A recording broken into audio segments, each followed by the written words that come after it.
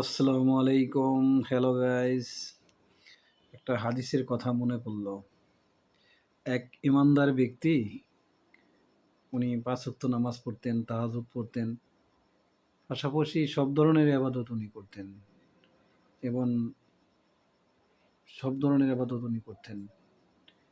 জিকির করতেন, নামাজ পড়তেন ৫ ওয়াক্ত, তাহাজ্জুদ নামাজ পড়তেন। প্লাস আল্লাহর ধ্যানেই থাকতেন উনি মুগ্ধ হয়ে। এটা দেখে শয়তানের আর ভালো লাগতেছে না। শয়তান চিন্তা করল, ওরে ধোঁকা দেওয়া যায় কিভাবে? শয়তান একদিন পাশে যেয়ে বলল, তুমি যে এত কিছু করতেছো, আল্লাহ তো তোমার কিছু দিতেছে না। তুমি তো গরিবই রয়ে গেছো। তুমি তো ভালোভাবে খাবার খাচ্ছ না, ভালো পোশাক পাইতেছো না, কোনো কিছুই করতেছো না। কেন তুমি এত কষ্ট করতেছো? ঠিক আছে? এই কথা শুনে ওই ইমানদার ব্যক্তির মনটা একটু মানে কি হয়, বদলে গেল আর কি। তো হঠাৎ করে এরকম এবাদত কমাই দিল। তাই ফেরেশতার মাধ্যমে একদিন এক রাতে স্বপ্নে দেখলেন যে, তুমি কি করতেছো?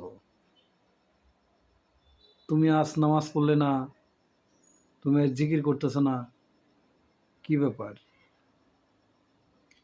তা হঠাৎ ঘুমের মধ্যেই একটা বাষ্প হয়ে একটা শব্দ আসলেন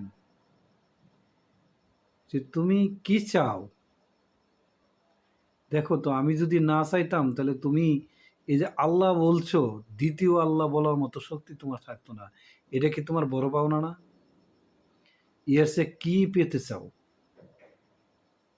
সবচেয়ে বড় নিয়ামত তো তোমার এখানেই।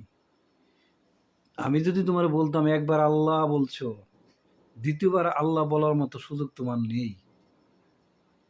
তো এইটাই তো তোমার কাছে বড় নিয়ামত। তুমি আর কি চাও?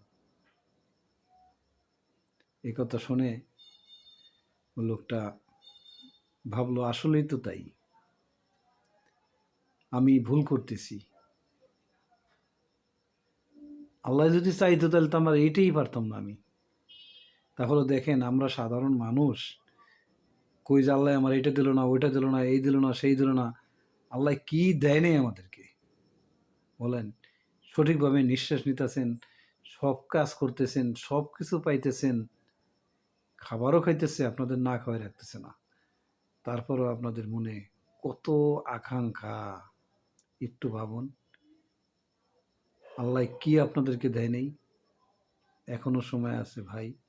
আসেন, আল্লাহ তাআলার ইবাদত করি, নামাজ পড়ি, রোজা রাখি, যাকাত যাদের ফরজ হয়েছে যাকাত আদায় করি, হজ করি, আল্লাহর আইন মেনে চলি। আল্লাহ হাফেজ।